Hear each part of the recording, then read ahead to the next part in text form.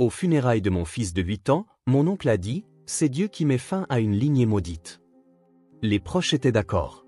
Puis le meilleur ami de mon fils s'est levé et a dit, Oncle Larry, dois-je dire à tout le monde ce que tu as fait la nuit avant qu'il ne meure? La salle est devenue silencieuse. Avant de commencer l'histoire, n'oubliez pas de laisser un like et de vous abonner à la chaîne pour voir plus d'histoires comme celle-ci. J'étais debout devant le cercueil de mon fils de 8 ans lorsque mon oncle Larry s'est emparé du micro et a annoncé aux 200 personnes en deuil que Dieu mettait fin à une lignée maudite. Mais ce qui s'est passé ensuite a transformé les funérailles de mon fils en un événement que personne n'oublierait jamais. Je m'appelle Malora et il y a 3 jours, j'ai enterré mon fils à Chouin. Il avait 8 ans, aimait l'espace plus que tout et est mort dans mes bras après 2 jours d'agonie qu'aucun médecin n'a pu expliquer. Si vous pensez savoir où cette histoire va, vous vous trompez. Car tandis que je me tenais là, dans ce salon funéraire, noyé dans le chagrin, un garçon de 9 ans allait révéler quelque chose qui enverrait mon oncle en prison pour le reste de sa vie. Mais je brûle les étapes. Laissez-moi vous présenter les personnages de cette histoire, car vous devez comprendre qui ils étaient avant que ce jour horrible ne change tout. Chouin était tout mon univers. Des yeux bruns qui pétillaient quand il parlait des planètes, des cheveux noirs en bataille qui se dressaient peu importe combien je les lissais, et un sourire capable de redonner foi en la bonté à n'importe qui. Il n'était pas seulement mon fils. Il était ma rédemption après un mariage qui a failli me briser. Quand son père nous a quittés il y a 6 ans, Chouin m'a pris la main et m'a dit « Ce n'est pas grave, maman. On n'a pas besoin de lui. On s'a l'un l'autre et tout l'univers. » Il avait 2 ans et était déjà plus sage que la plupart des adultes que je connaissais. Oncle Larry était le frère aîné de mon père, âgé de 58 ans et diacre à la plus grande église baptiste de Houston. Il avait cette façon d'entrer dans une pièce qui poussait tout le monde à se tenir un peu plus droit, à parler un peu plus bas. Une barbe poivre et celle toujours parfaitement taillée, des costumes qui coûtaient plus cher que mon loyer mensuel, et des yeux qui semblaient vous transpercer du regard, à la recherche du péché. Il ne m'avait jamais pardonné d'avoir divorcé de Terence, même après que je lui ai montré les bleus. Le mariage est sacré, Malora, m'avait-il dit. On surmonte les difficultés par la prière, pas avec des avocats. Puis il y avait Dicon, le meilleur ami d'Chouin, notre voisin. 9 ans, silencieux là où Chouin était bruyant, prudent là où Chouin était courageux. Ils s'étaient rencontrés 2 ans plus tôt lorsque la famille de Dicon avait emménagé, et c'était comme voir 2 pièces d'un puzzle s'emboîter parfaitement. Dicon portait d'épaisses lunettes qui rendaient ses yeux énormes, et il avait l'habitude de les remonter sur son nez quand il réfléchissait intensément à quelque chose. Son vrai nom était Dicon, pas un surnom, ce qu'Chouin trouvait la chose la plus cool du monde. Il porte le nom de Jean d'église et moi, celui d'un arbre, disait Chouin en riant. On est comme une étrange équipe de super-héros. Les garçons étaient inséparables. Chaque jour après l'école, ils se précipitaient dans notre jardin où ils avaient construit ce qu'ils appelaient leur station spatiale avec des boîtes en carton et des guirlandes de Noël. Ils avaient des plans élaborés pour devenir astronautes ensemble, et avaient même écrit à la NASA pour demander si des meilleurs amis pouvaient participer à la même mission spatiale. La NASA leur avait répondu que l'amitié était importante pour les longs voyages spatiaux. Chouin avait encadré cette lettre et l'avait accrochée au-dessus de son lit. Mes parents, Judith et Harold, vivaient de l'autre côté de la ville, dans la maison où j'avais grandi. Maman était une enseignante à la retraite qui portait toujours ses lunettes de lecture sur une chaîne autour du cou et gardait des mouchoirs dans sa manche. Papa était plus silencieux, un mécanicien qui préférait réparer des choses plutôt que de parler de ses sentiments, mais qui était venu chaque dimanche depuis le divorce pour emmener Chouin au parc. Ils étaient de bonnes personnes, tiraillés entre leur amour pour moi et leur peur de Larry, qui contrôlait la famille avec sa position à l'église et ses jugements qui ressemblaient à des prophéties. La famille élargie était compliquée. Tante Bethany, la femme de Larry, souriait trop et parlait trop peu. Leurs 3 enfants, mes cousins Roger, Patricia et le petit Samuel, traitaient Larry comme s'il était juste en dessous de Dieu. Il y avait aussi les autres, des grands-tantes qui chuchotaient à propos de mon divorce à chaque réunion de famille, des cousins qui avaient cessé de nous inviter aux anniversaires, et des membres de l'église qui regardaient Chouin avec pitié, comme s'il était marqué par mes péchés. Mais dans notre petit duplex de Maple Street, rien de tout cela n'avait d'importance. Chouin avait couvert le plafond de sa chambre d'étoiles phosphorescentes formant de véritables constellations. Il avait passé 3 semaines à faire des recherches pour les positionner exactement. « Maman, regarde », disait-il chaque soir en pointant le doigt vers le haut. « Ça, c'est Orion. C'est un chasseur. Et ça, c'est Cassiopée. C'était une reine. Et cette étoile brillante-là, ce n'est pas une constellation, mais je l'ai mise là pour toi. C'est l'étoile de maman, la plus brillante de mon univers. Voilà les personnes dont vous devez vous souvenir, car dans quelques minutes, je vais vous raconter comment mon fils est passé d'une santé parfaite à la mort en 48 heures. Je vais vous parler du discours de mon oncle Larry aux funérailles qui m'a glacé le sang. Et je vais vous dire comment un garçon de 9 ans avec d'épaisses lunettes et une épinglette de la NASA est devenu la personne la plus courageuse dans une pièce remplie d'adultes. Le matin de sa mort, Ashwin m'a regardé avec ses magnifiques yeux bruns et m'a dit « Maman, dis à Deacon qu'il a été le meilleur frère de l'espace de tous les temps. » J'ai promis de le faire, pensant qu'il avait simplement peur. Je n'avais aucune idée que ces mots deviendraient une preuve dans un procès pour meurtre. C'est l'histoire de comment le jour le plus sombre de ma famille est devenu le moment où la vérité a enfin triomphé. Et tout a commencé avec mon oncle Larry prenant ce micro, sa voix résonnant dans le salon funéraire comme le tonnerre, tandis que mon petit garçon reposait dans un cercueil décoré d'étoiles en papier que Deacon avait plié. Une pour chaque planète qu'ils avaient prévu de visiter ensemble. La semaine précédant la mort d'Ashwin fut parfaite. Je sais que les gens disent ça des moments qui précèdent une tragédie, mais c'était vraiment le cas. Le lundi matin, il avait marqué son premier home run en Ligue mineure. Je le vois encore passer le 3e but, son visage illuminé d'incrédulité et de joie, son coéquipier Deacon sautant de haut en bas dans l'abri des joueurs. Le mardi, il avait brillamment réussi son projet sur le système solaire, rentrant à la maison avec une étoile dorée et une note de son enseignante disant qu'il avait appris à la classe des faits qu'elle-même ignorait. Le mercredi, nous avions mangé des tacos, son plat préféré, et il avait ri si fort à mes blagues nulles que le lait lui était ressorti par le nez. Le jeudi, nous avions commencé à planifier sa fête pour ses 9 ans, dans 2 semaines à peine. Il voulait un thème NASA, bien sûr. « Maman, on peut avoir de la vraie glace d'astronaute ?» m'avait-il demandé, assis à notre petite table de cuisine, des catalogues de fournitures de fête étalés partout. « Et est-ce que le gâteau de Deacon peut être au chocolat pendant que le mien est à la vanille ? Comme ça, on aura tous les deux nos préférés. » C'était tout Ashwin, pensant toujours aux autres. Même son anniversaire devait inclure les préférences de son meilleur ami. Notre duplex sur Maple Street ne payait pas de mine de l'extérieur. Un revêtement bleu délavé, une porte d'entrée qui coinçait par temps humide, et un bout de pelouse juste assez grand pour la station spatiale en carton des garçons. Mais à l'intérieur, c'était notre sanctuaire. Chaque mur était couvert des œuvres d'art d'Ashwin, de ses peintures aux doigts de la maternelle à ses récents dessins détaillés de fusées.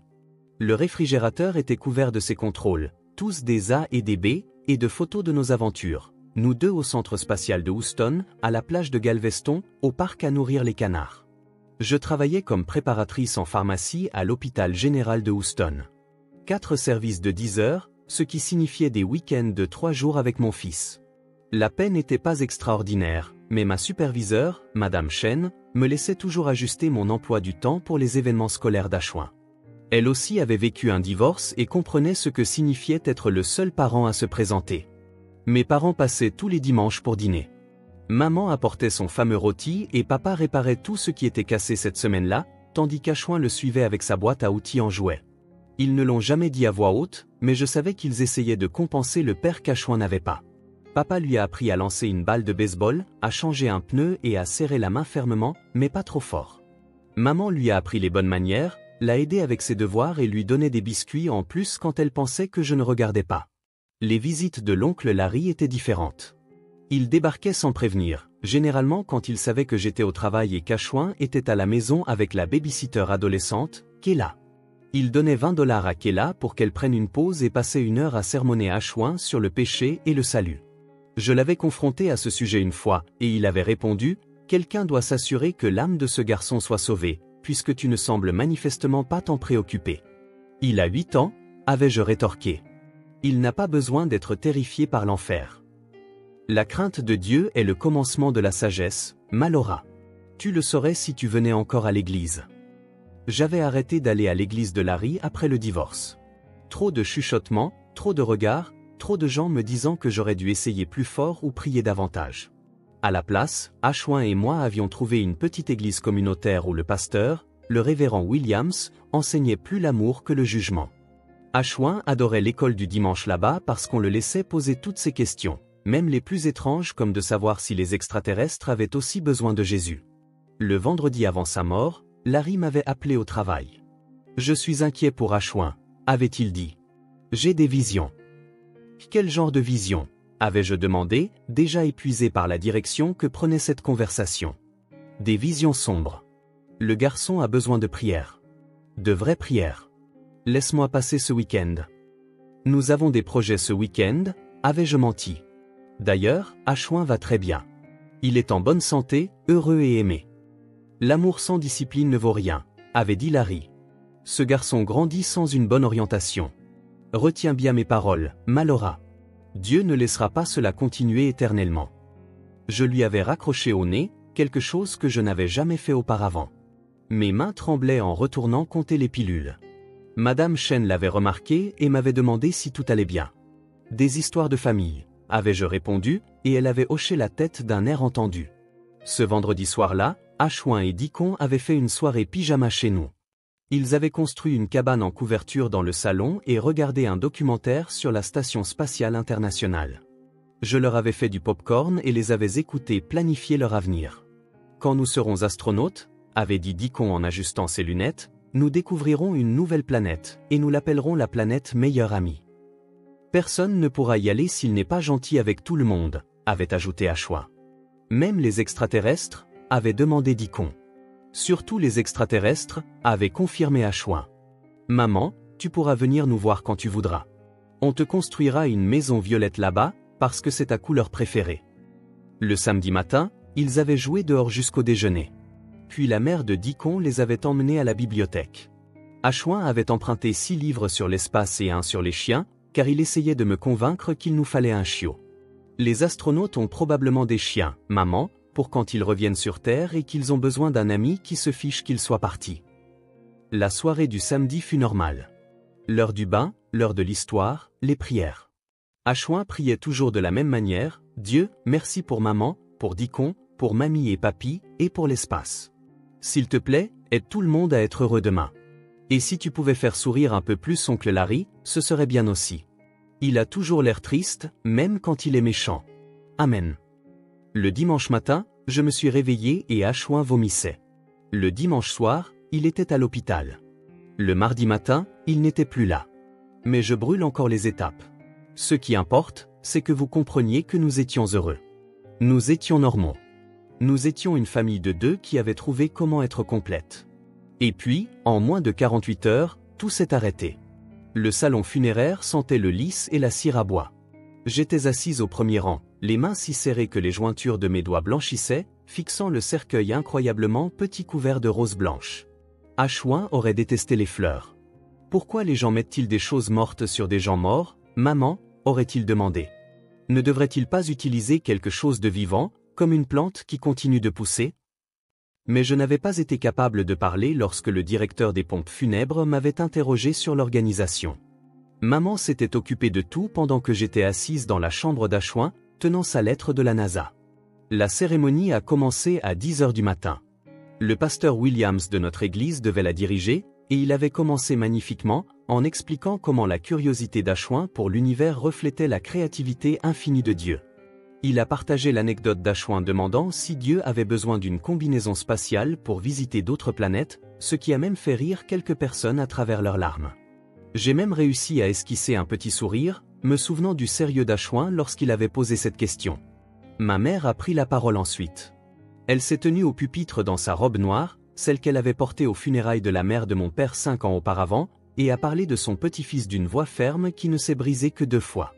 Ashwin m'a appris à lever les yeux, a-t-elle dit. Chaque fois qu'il venait, il me prenait la main et m'entraînait dehors pour voir la lune, trouver Mars ou regarder les nuages qui ressemblaient à des fusées. Le mois dernier, il m'a dit que lorsque les gens meurent, ils deviennent des étoiles. C'est pour ça qu'il y en a tant, mamie, m'avait-il dit, toutes les personnes qui ont jamais vécu sont là-haut, à nous regarder. Alors maintenant, quand je lève les yeux, je sais que mon petit-fils est l'étoile la plus brillante du ciel. Papa n'a pas pu parler.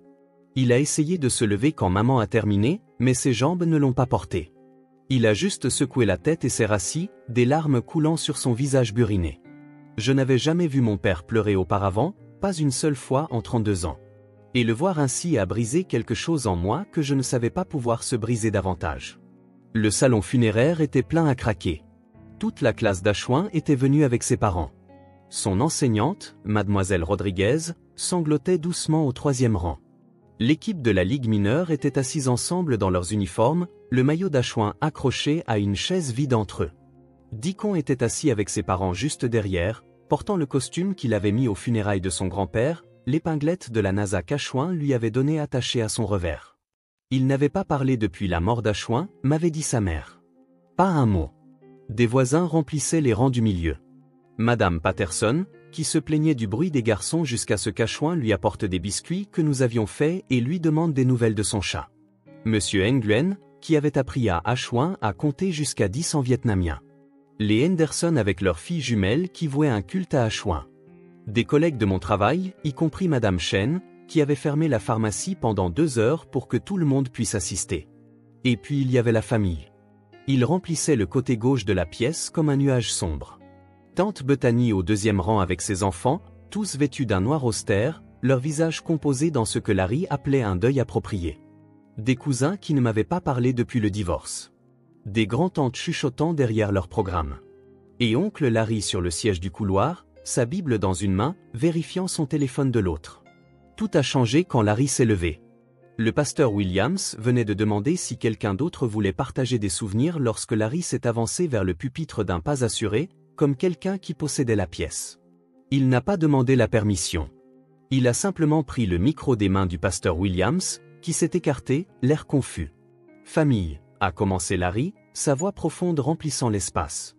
Nous nous rassemblons ici dans le deuil, oui, mais aussi en reconnaissance des voix mystérieuses de Dieu. Ma mère m'a saisi la main. J'ai vu la mâchoire de mon père se contracter.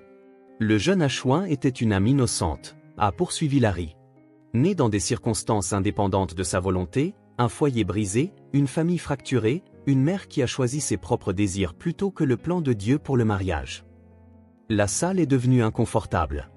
Les gens se sont agités sur leurs sièges. Le pasteur Williams s'est avancé, mais Larry a levé la main. Parfois, a dit Larry, sa voix s'élevant comme s'il prêchait à sa congrégation, Dieu doit émonder l'arbre pour le sauver. Parfois, il doit couper une branche pour que les autres puissent pousser droite et forte. La mort de cet enfant, bien que tragique, est peut-être une miséricorde divine. Une lignée corrompue par le divorce, par le mépris de la volonté de Dieu, par le péché d'une mère qui a refusé de se soumettre à l'autorité de son mari, qui a refusé de tenir ses vœux sacrés. Peut-être que Dieu, dans son infinie sagesse, a choisi de mettre fin à cette lignée maudite avant qu'elle ne puisse répandre davantage de péchés dans le monde. Quelqu'un a poussé un cri de stupeur. Je crois que c'était Mademoiselle Rodriguez. Ma mère s'est levée, mais mon père l'a tirée pour la rasseoir. Je ne pouvais pas bouger. Je ne pouvais pas respirer. Larry utilisait les funérailles de mon fils pour prêcher sur mon divorce. J'aimais ce garçon, a continué Larry, et quelque chose dans la façon dont il a dit « aimer » m'a donné la chair de poule. J'ai essayé de le guider, de le sauver du chemin sur lequel sa mère l'avait mis. Mais certaines graines tombent sur un sol rocailleux. Certains enfants naissent pour être des exemples, non pas de la façon de vivre, mais de ce qui arrive lorsque nous défions l'ordre naturel de Dieu. Tante Bethany a hoché la tête. Elle a réellement hoché la tête. Tout comme le cousin Roger et plusieurs des grands-tantes. Ils étaient d'accord pour dire que mon fils de 8 ans méritait de mourir parce que j'avais divorcé d'un homme qui m'avait cassé les côtes. C'est une leçon pour nous tous, a proclamé Larry. Le jugement de Dieu peut sembler dur, mais il est toujours juste. La mort de ce garçon devrait rappeler à chaque femme ici la sainteté du mariage, à chaque homme son autorité donnée par Dieu, et à chaque enfant les conséquences de grandir dans le péché. La salle était silencieuse, à l'exception de pleurs étouffés. J'ai finalement trouvé ma voix, j'ai commencé à me lever, tout mon corps tremblant de rage et de chagrin. Mais avant que je puisse parler, avant que je puisse hurler à Larry de s'éloigner du cercueil de mon fils, une petite silhouette s'est levée au 3e rang. C'était Deacon, ses épaisses lunettes reflétant les lumières du plafond, ses petites mains serrées le long de son corps. Il s'est dirigé vers le pupitre d'un pas lent et délibéré, comme s'il portait quelque chose de lourd. Deacon est resté là un instant, ce petit garçon dans un costume trop grand, levant les yeux vers l'oncle Larry, qui le dominait au pupitre. Tout le salon funéraire a retenu son souffle. La mère de Deacon s'est à moitié levée de son siège, tendant la main vers son fils, mais son père l'a retenu en lui chuchotant quelque chose à l'oreille. Tout le monde a regardé ce garçon de 9 ans, qui n'avait pas dit un mot depuis 3 jours, s'éclaircir la gorge. « Oncle Larry », dit Deacon, sa voix étonnamment claire dans la pièce silencieuse. « Devrais-je raconter à tout le monde ce que tu as fait la nuit avant la mort d'Achouin » Le sang quitta le visage de Larry si rapidement que j'ai cru qu'il allait s'évanouir. Sa main agrippa le pupitre, les jointures blanches, et pour la première fois de ma vie, j'ai vu la peur dans ses yeux. « Enfant, tu es en deuil, » dit Larry, essayant de retrouver sa voix autoritaire. « Assieds-toi. Ce n'est pas le moment pour les enfants de parler. » Mais Deacon ne bougea pas. Il remonta ses lunettes sur son nez. Ce geste familier qui, selon Ashwin, signifiait que Deacon était sur le point de dire quelque chose d'important. « Tu viens de dire que le jugement de Dieu est toujours juste. Tu as dit qu'Ashwin est mort à cause du péché. Mais et si j'avais vu quelque chose? Et si je savais quelque chose que tout le monde ici a besoin de savoir? » Mon cœur battait si fort que je pouvais l'entendre dans mes oreilles. De quoi parlait Deacon? Qu'avait-il vu? Larry s'éloigna du pupitre, se dirigeant vers Deacon. « Jeune homme, tu es confus. La mort de ton ami t'a bouleversé. Tes parents doivent te ramener à la maison. » « Non, » dit Deacon, faisant un pas en arrière mais sans retourner à sa place. « Ashwin était mon meilleur ami, mon frère de l'espace, et tu l'as tué. » Les hoquets de surprise qui remplirent la pièce furent comme une onde de choc physique. Des gens se sont levés. Quelqu'un a laissé tomber un recueil de cantiques. Tante Bethany a poussé un cri semblable à celui d'un animal blessé. Mon père était debout immédiatement, se dirigeant vers Larry, mais Larry recula, les mains levées. « Cet enfant est hystérique », annonça Larry à la salle. « Il ne sait pas ce qu'il dit. » « J'étais là, » dit Deacon, et maintenant des larmes coulaient sur son visage, mais sa voix restait ferme. « Vendredi soir, j'étais dans le placard d'Ashwin. On jouait à cache-cache, même si on était censé être au lit. Mademoiselle Malora était sous la douche. Kayla regardait la télé dans le salon. Tu es entré par la porte de derrière. » « La porte de derrière ? Celle que je devais faire réparer parce que la serrure ne fermait pas bien. Celle dont Larry connaissait l'existence parce qu'il avait proposé de la réparer lui-même il y a un mois à peine. » Deacon continua, ses mots sortant plus vite maintenant. « Tu avais quelque chose avec toi, un thermos, un bleu avec un bouchon argenté. Tu es entré dans la chambre d'Ashwin et tu l'as réveillé. Tu lui as dit que tu avais un jus spécial pour lui. Un jus vitaminé qui le rendrait fort et intelligent pour l'espace. Tu as dit que c'était un secret que sa mère ne comprendrait pas parce qu'elle ne croyait pas aux vitamines de Dieu. » Je ne pouvais plus respirer. La pièce tournait autour de moi. Les bras de ma mère m'entouraient, me maintenant droite, mais tout ce que je pouvais voir, c'était le visage de Deacon, si jeune et si courageux, racontant cette histoire impossible. « Ashwin ne voulait pas le boire, » dit Deacon. « Il a dit que ça sentait bizarre, comme le garage. Mais tu lui as dit que Dieu voulait qu'il le boive, que s'il aimait sa mère, il le boirait et deviendrait le fils qu'elle méritait. Tu as dit que ça réparait tout ce qui n'allait pas, que ça purifierait sa lignée. » Le pasteur Williams avait sorti son téléphone, remarquai-je vaguement. Il appelait quelqu'un. Plusieurs personnes enregistraient avec leur téléphone. Larry reculait vers la sortie, mais M. Nguyen et deux autres hommes lui bloquaient le passage. « Il l'a bu parce que tu lui as fait peur, » continua Deacon, sa voix se brisant maintenant. « Tu lui as pincé le nez et tu l'as forcé à tout boire. Puis tu lui as dit que s'il disait quoi que ce soit, Dieu punirait sa mère. Tu as dit que le jus le ferait dormir, et que quand il se réveillerait, tout irait mieux. Puis tu es parti par la porte de derrière. » « Mensonge, » cria Larry, mais sa voix se cassa. « Cet enfant invente des histoires. »« Je suis resté dans le placard pendant une autre heure parce que j'avais si peur, » dit Deacon. Ashwin est retourné au lit et a dit qu'il avait mal au ventre. Le matin, il vomissait. Je voulais le dire à quelqu'un, mais j'avais peur que personne ne me croie. Je ne suis qu'un enfant. Tu es un chef d'église.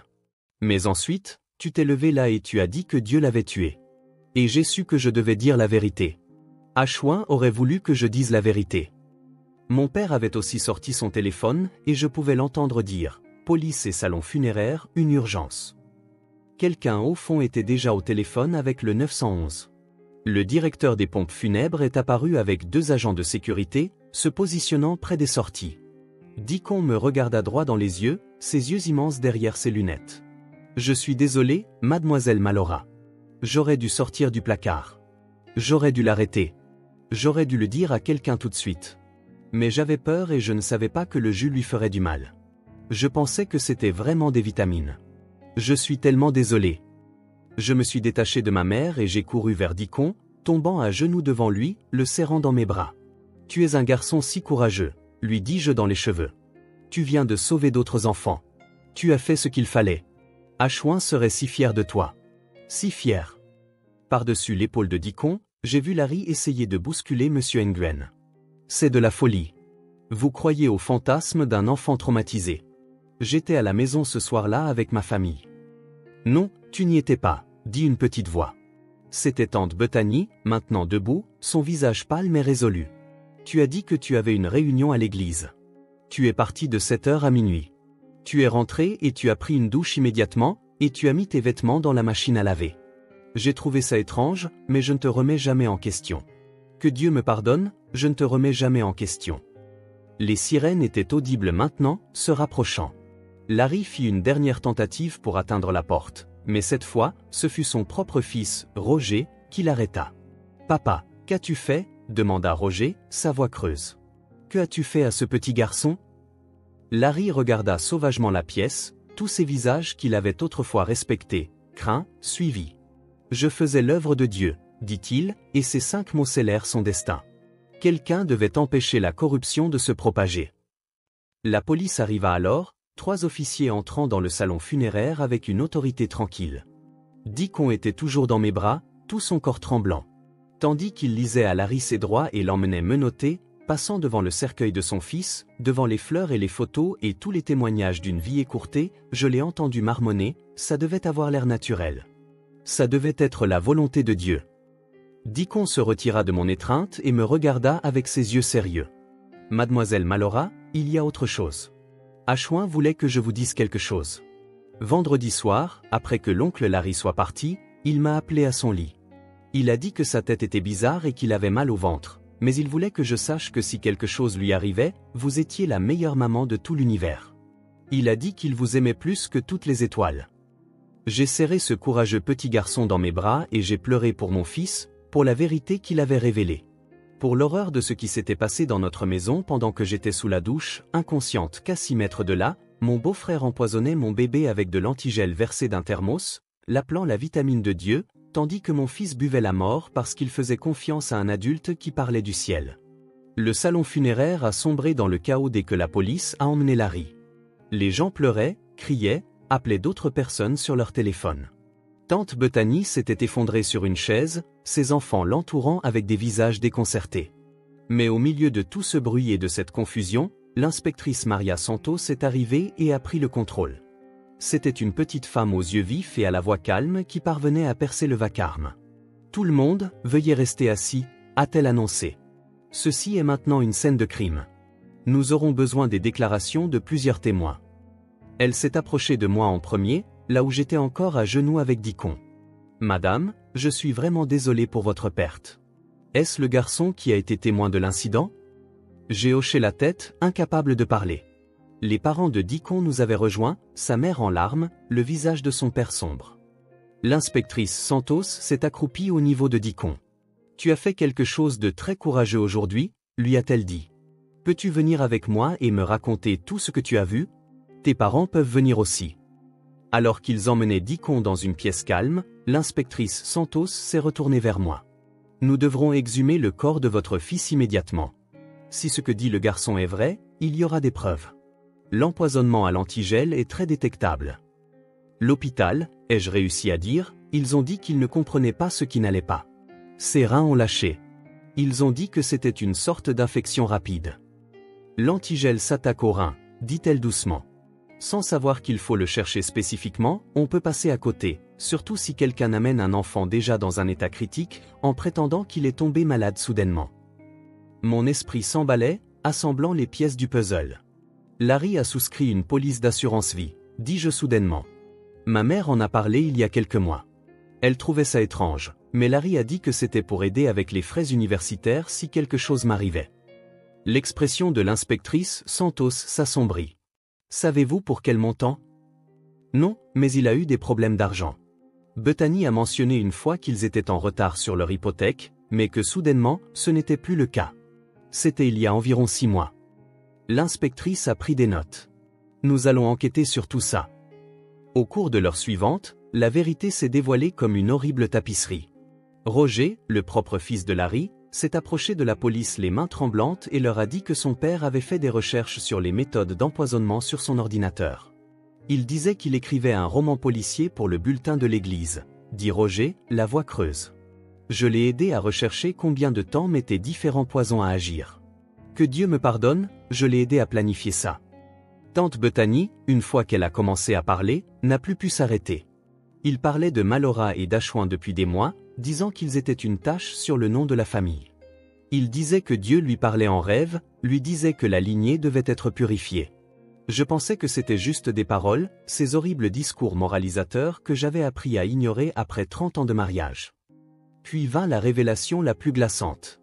Le petit Samuel, le plus jeune de Larry et Bethany, âgé de 7 ans seulement, s'est approché de l'inspectrice Santos avec son iPad. « Papa m'a fait promettre de ne pas le dire », a-t-il dit. Mais il a des vidéos de cousin Ashwin ici. Plein. Les vidéos étaient des images de surveillance. Larry avait caché des caméras dans notre maison des mois auparavant lors de ses visites. Des vidéos d'Ashwin jouant, dormant, mangeant. Des vidéos de moi à des moments vulnérables. Des vidéos qui montraient qu'il étudiait nos routines, apprenant quand nous étions les plus vulnérables. Il savait que je prenais ma douche tous les vendredis soirs à 20h30 pendant que les garçons jouaient, dis-je, nauséeuse. Il savait que Kayla serait distraite par ces émissions. Il a planifié ça pendant des mois. Le médecin légiste est arrivé et a confirmé ce que nous savions tous maintenant. Les tests initiaux de l'hôpital avaient cherché des infections, pas des poisons. Un test spécifique pour l'éthylène glycol l'aurait trouvé immédiatement. Mais personne ne pense à tester un enfant de 8 ans pour un empoisonnement à l'antigel quand une mère hystérique l'amène en affirmant une maladie soudaine. La quantité trouvée dans le résidu du thermos décrit par Deacon aurait été létale en 48 à 72 heures sans traitement, a expliqué le médecin légiste. Même avec un traitement, s'il n'est pas détecté dans les premières heures, les dommages aux reins sont irréversibles. L'enfant n'a jamais eu aucune chance. Mais la pire révélation est venue lorsque la police a fouillé le bureau de Larry à l'église. Ils ont trouvé des journaux intimes datant de 2 ans, remplis de ce qu'il appelait des révélations divines sur la purification des péchés familiaux. Ashwin n'était pas sa première cible. Il y avait des plans pour d'autres, y compris la fille de la sœur de Bethany qui était élevée par une mère célibataire et un adolescent de sa congrégation dont les parents avaient divorcé. Il avait une liste, m'a dit l'inspectrice Santos en privé. Le nom de votre fils était en haut, mais il y avait 6 autres enfants dessus, tous issus de foyers brisés, comme il les appelait. Tous couverts par des polices d'assurance qu'il avait souscrites en tant que chef d'église attentionné et dans les familles en difficulté. L'inspectrice a également trouvé des preuves de dettes de jeu massives. Larry devait près de $200 000 à des personnes dangereuses. La police d'assurance sur Ashwin était de $500 000, avec Larry comme bénéficiaire, puisqu'il avait prétendu que j'étais instable et que j'avais besoin d'un tuteur de secours. Il ne faisait pas l'œuvre de Dieu, dis-je, l'horreur totale me frappant. Il allait assassiner des enfants pour payer ses dettes de jeu. Et il a commencé par votre fils parce qu'il croyait sincèrement à sa propre logique tordue, a dit l'inspectrice Santos. Les dettes de jeu ont été le déclencheur, mais ces journaux montrent qu'il fantasmait sur la purification de votre lignée familiale depuis votre divorce. Les problèmes d'argent lui ont juste donné une excuse pour passer à l'acte. Alors que la police poursuivait son enquête, le pasteur Williams s'est approché de moi. Malora, je veux que vous sachiez que la vraie Église, celle qui suit réellement les enseignements du Christ, condamne cela. Absolument. Larry a perverti la foi pour justifier le meurtre. Ce n'est pas Dieu.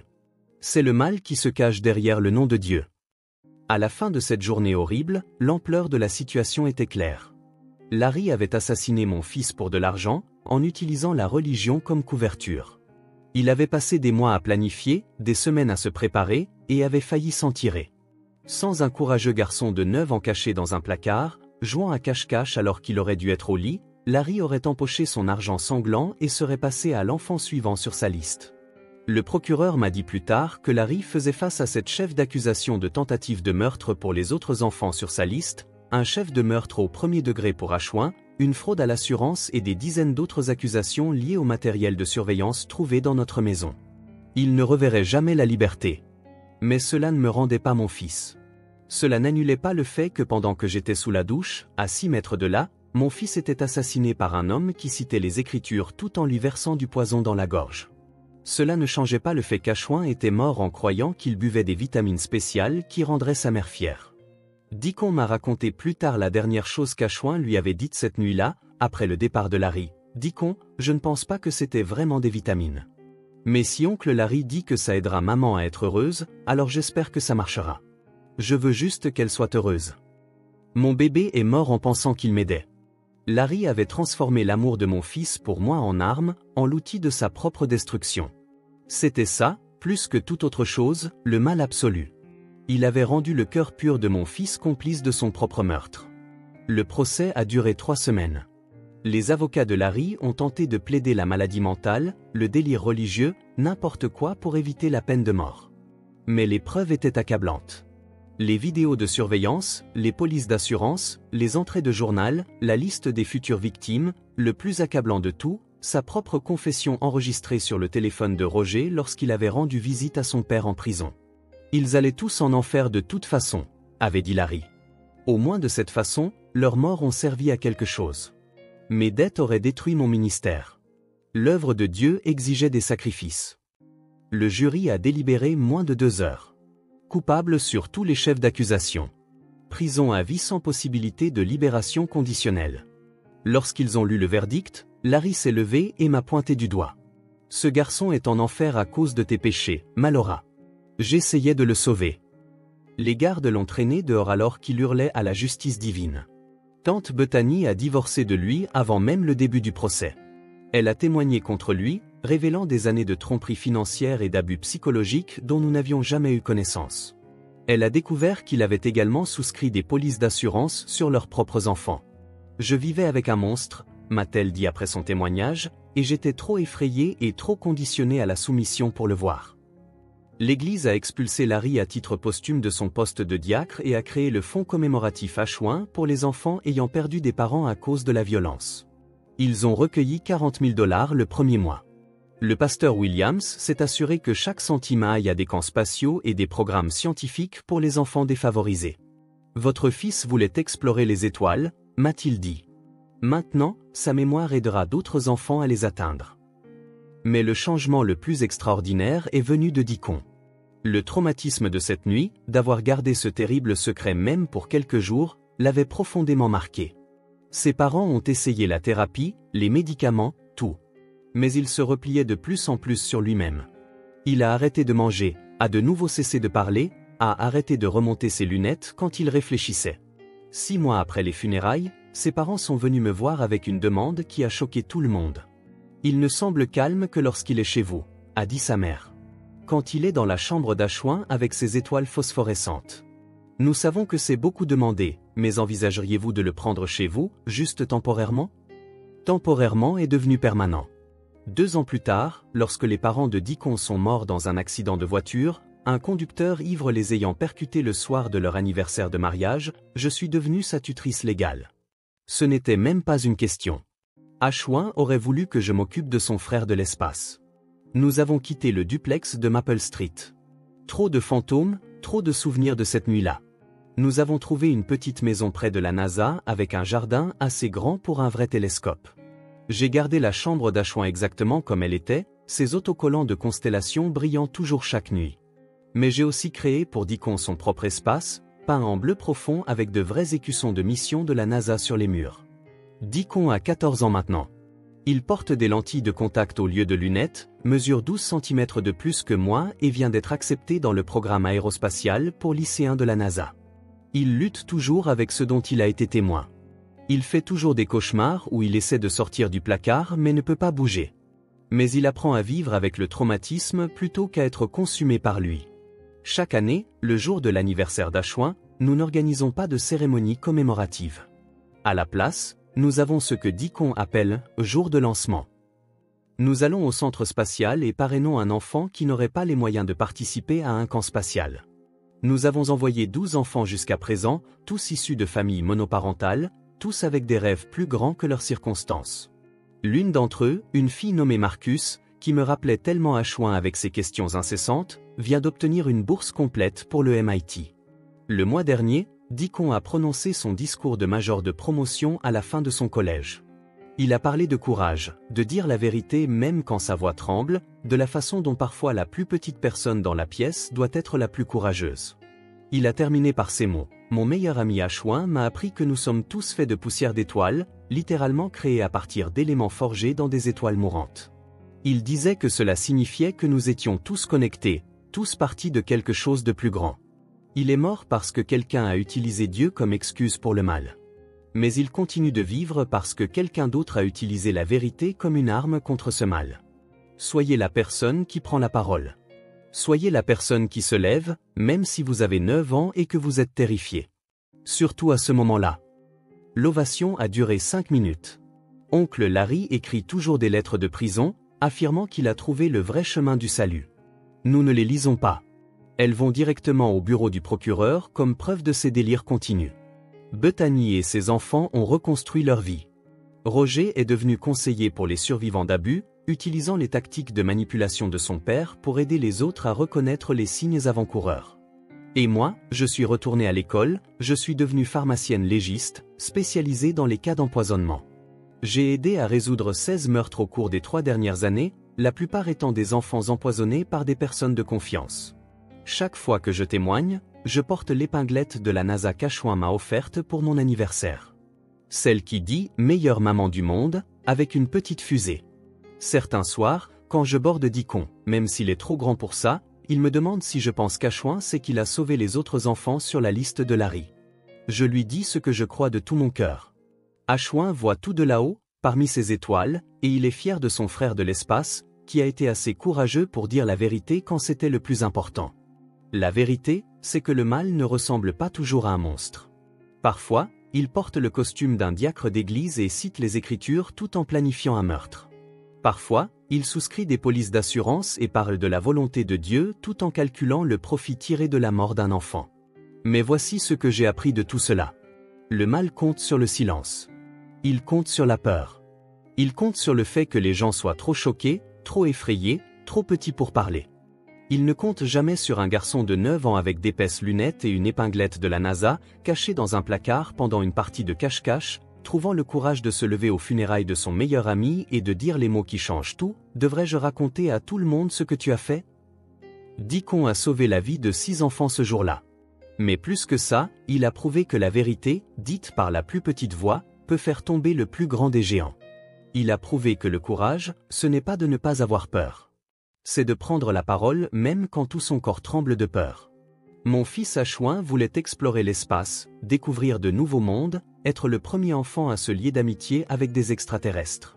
Il n'a jamais eu cette chance.